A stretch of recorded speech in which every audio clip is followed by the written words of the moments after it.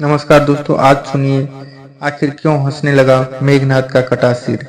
रामायण में उल्लेख मिलता है कि रावण के बेटे का नाम मेघनाद था। उसका एक नाम इंद्रजीत भी था। दोनों नाम उसकी बहादुरी के लिए दिए गए थे। दरअसल मेघनाद इंद्र पर जीत हासिल करने के बाद इंद्रजीत कहलाया और मेघनाद नाम मेघों की आड़ में युद्ध करने के कारण पड़ा। वह एक वीर राक्षस योद्धा था।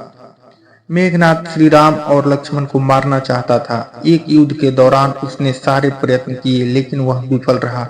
इसी युद्ध में लक्ष्मण के घातक बाणों से मेघनाद मारा गया। लक्ष्मण जी ने मेघनाद का सिर उसके शरीर से अलग कर दिया।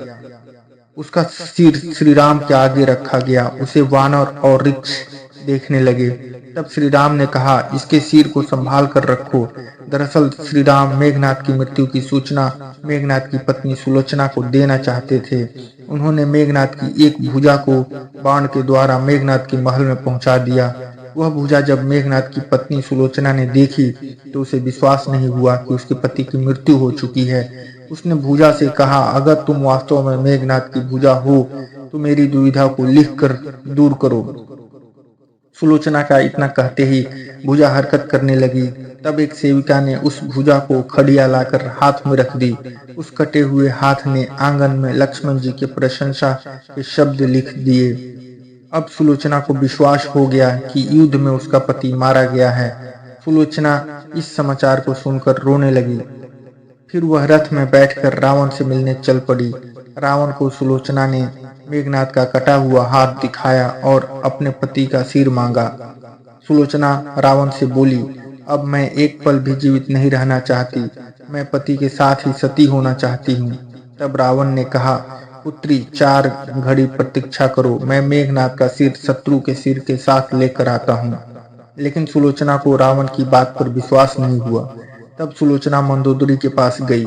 तब मंदोदरी ने कहा कि तुम राम के पास जाओ, वह बहुत दयालु हैं। सुलोचना जब राम के पास पहुंची तो उसका परिचय विभीषण ने करवाया। सुलोचना ने राम से कहा, हे राम, मैं आपकी शरण में आई हूँ। मेरे पति का सिर मुझे लौटा दें ताकि मैं सती हो सकूं। राम सुलोचना की दशा देखकर दुखी हो गए। उन्होंने कहा कि मैं तुम्हारे पति को अभी जीवित कर देता हूँ। इस बीच उसने अपनी आप बीती भी सुनाई।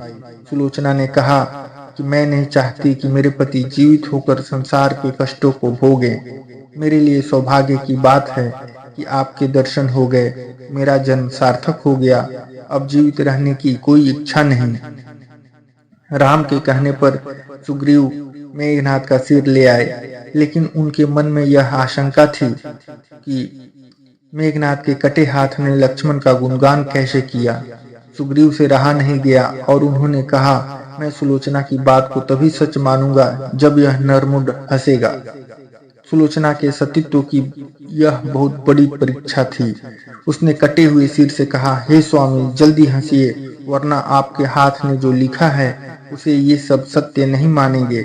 इतना सुनते ही मेघनाद का कटा सिर जोर जोर से हंसने लगा। इस तरह सुलोचना अपने पति कटा हुआ सिर लेकर चली गई।